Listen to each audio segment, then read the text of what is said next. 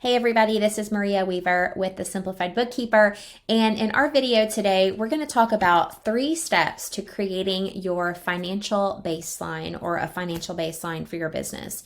So let's go ahead and dive in. So the first thing the reason that I wanted to call this video a financial baseline is because I find in my firm that a lot of small business owners don't really have a baseline. They don't really know where their financials are at this moment. And many times you might feel like it's this huge mountain that you have to climb, right? You have to get accounting software and you have to learn how to do accounting and all of that. This video is not going to be about any of that. This video is simply to help you figure out what your financial baseline is in a very easy way. So one thing that keeps us up at night sometimes is am I making money in my business? Or how much money am I making in my business? Or how much money did I make last month compared to the month before? Or a lot of times we're thinking about our cash flow, right? Like, do I have enough in my bank account to cover payroll? Can I start to pay myself? So we have all these questions, but we're not really sure how to get the answer, because the answer is sometimes the work involved in us getting that is a lot of times not right in front of us, right? Like we might have a client question that's right in front of us or a team question that's right in front of us, and we need to figure out how to answer that. So we're going to dive into these 3 steps, and I'm going to help you figure this out. The first thing I want you to do is to take just 5 or 10 minutes, and I want you to find where your income is for the past month.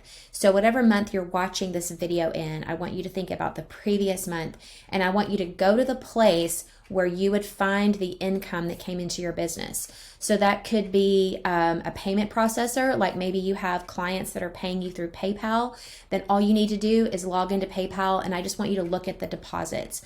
Look at what was coming into your PayPal account or your Stripe account or a bank account, or how did you receive the money? That's where I want you to go. So that could be you logging into your bank.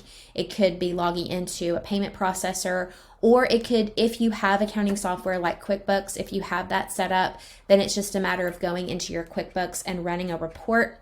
It's called a profit and loss report.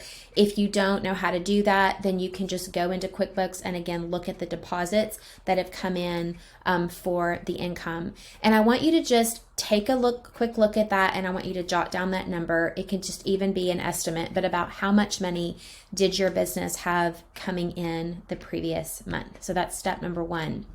Step number 2 is you're going to look at all of the outgo. So step 1 was looking at what's coming in. The second step is going to be looking at that outgo. And so a lot of times the outgo is going to be going out from more than one place. So if you have an operating, like if you have a checking account, then you want to look at your checking account and look at the money that went out of the business. You're going to look at maybe a credit card statement, and you're going to look at the money that went out for the business. And then you might have used some of like a personal card or a personal debit card or something like that. You want to also look at that. So, and you don't want to do that a whole lot. You want to try to stop using your personal money for the business. You really want to try to run as much through your business as you can. But definitely I want you to look at that.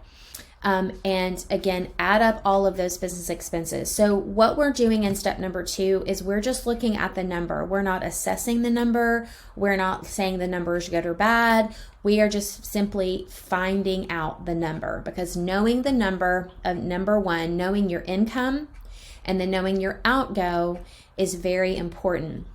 And then step number 3, what we're going to do is we are going to ask one question about each of the outgo items, each of those expenses that you had. And yes, this could take a little time if you had 50, 60 transactions that you had going out of the business. But I want you to ask yourself this question: how did this expense contribute to my business growth? Okay, so ask yourself, how did the expense contribute to my business growth? You ask that question if you paid a contractor. Ask yourself, what benefit, what growth was experienced in my business because I had this contractor working on XYZ. Ask yourself that question about every app that you paid for, every training that you purchased, every single thing. And I just want you to get into the habit of making sure that as much as possible, the money is being spent on things that are generating business growth. Now, if you find things, and you probably will, that if you're honest, you would say, no, I don't know how this contributed to growth. Or you might say, this was an investment that I'm making in my business because there's a future return that I'm going to see coming in because of it. So here's what I want you to do. If you honestly answered no, I haven't yet experienced that growth, then I want you to put that item on like a 90-day trial period, right? I want you to flag. Let me give you an example. Let's say that you purchased a coaching program and you invested in this coaching program and you believe that it's going to pay off in the future. If it hasn't yet paid off, I want you to take that coaching program and I want you to build a 90-day trial period or a 90-day plan around that coaching program. What I mean by that is I want you to take the next 90 days and really focus on getting the most out of that coaching program, getting the most out of that investment, the most out of that expense as possible, because the money has already gone out and now you want to put that work in. Another example might be an app that you are going to try out, and you might have signed up for a 30-day trial, and then guess what? You didn't get back and cancel it or really take a look at it, and so now they've started to bill you on a monthly basis. If you haven't implemented the software or if you haven't taken the time, that app is now going to go on a 90-day trial period.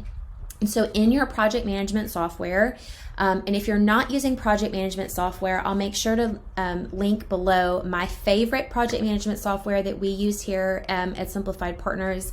But I want you to make a note in your project management software about every one of these trials that you're having, everything you've spent that you haven't yet seen that benefit. I want you to list out in your project management software. And so once you've done all of that, I want you to look at how many items that you have in your list.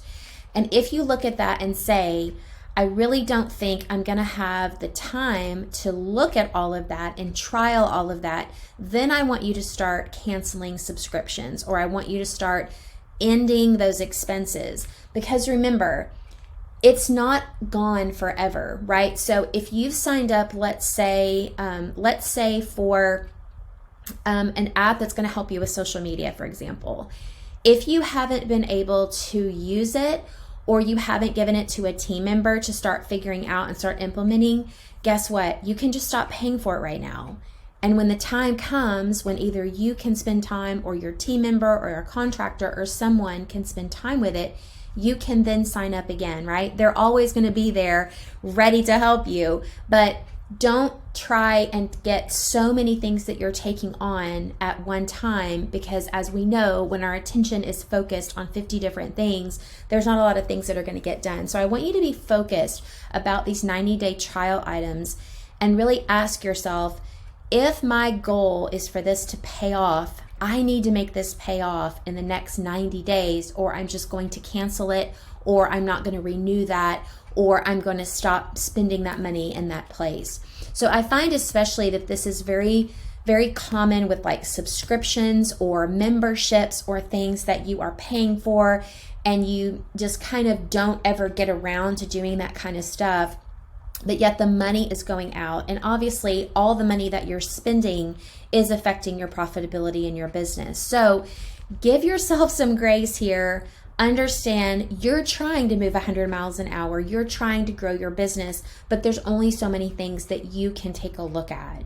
So I hope those 3 tips really helped you. So in review, I'll cover those again. In order to get your financial baseline for your business, the first thing you're going to do is look at the last month and determine what your income was from all different sources.